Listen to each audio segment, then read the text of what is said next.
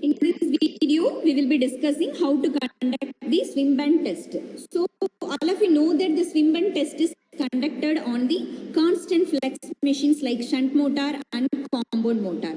So, in this, we will be calculating various losses from those values for the different efficiency at different desired loads. We can able to indirectly calculate. So that is the difference between the load test and this swim bands test. So it is the indirect test. In this, the efficiency are predetermined. Now we can able to see the nameplate details.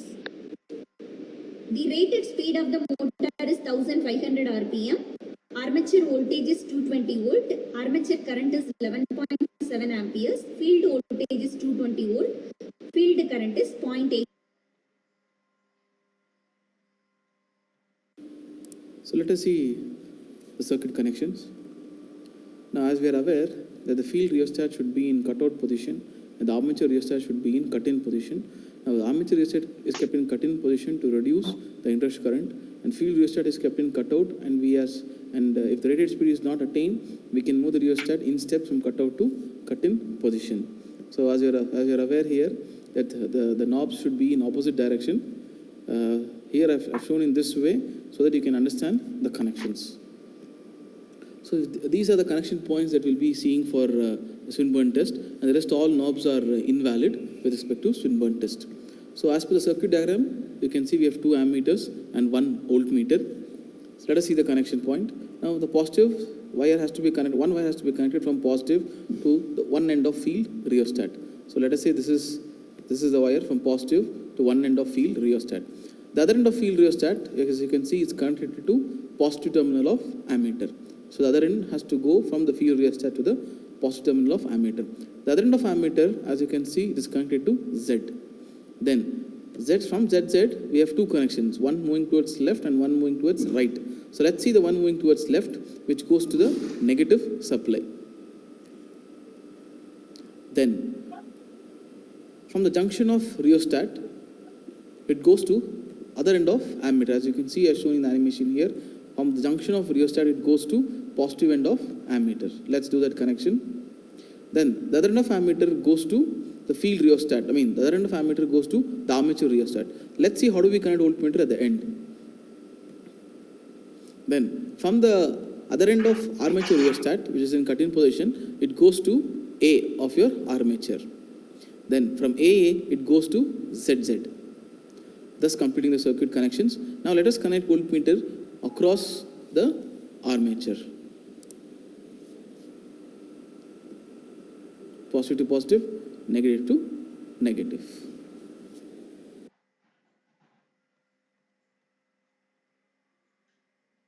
Now the connections are given. Since as I already told you, this is a no-load test. So the spring balance should be at the 0 positions. So before doing the conduction, we will discuss how to take down the readings. So as I told, it is a no-load test. First, we have to measure the no-load voltage and then no-load current. Then no-load. This is a no-load armature current, and this one is a no-load field current. From these 2 values, you can able to get the armature current. Then we have to calculate the efficiency of the machine when running as a motor as well as when it is running as a generator. For this, as I already told, it is a predetermined test. So various loads we are considering, fractions of loads we are considering. Using that, we have to calculate the value of the load current, input power.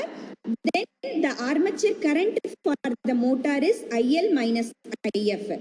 Then copper loss, which is a variable loss, and then we have to calculate the value of the total loss by adding the copper loss and the constant loss.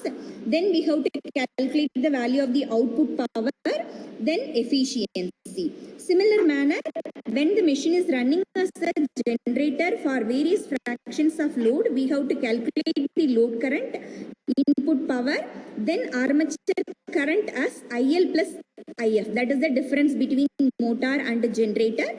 Then copper loss, total loss, output power, then efficiency we have to calculate as per the given equations. See here, the total loss can be able to calculate it from constant loss plus copper loss. Copper loss is Ia squared into Ra. So this constant loss you can able to calculate from the no-load test readings as per the given formulas.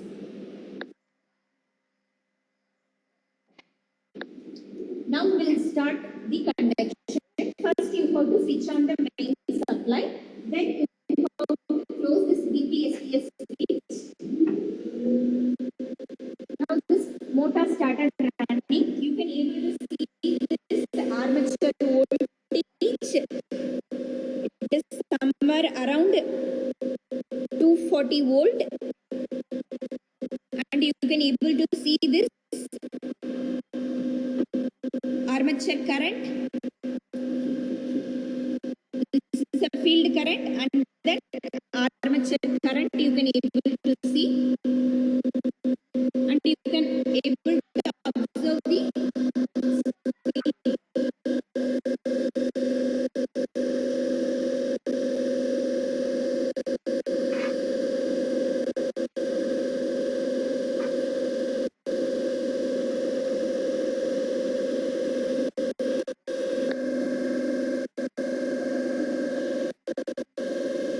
so you can able to observe the rated speed. Now we are getting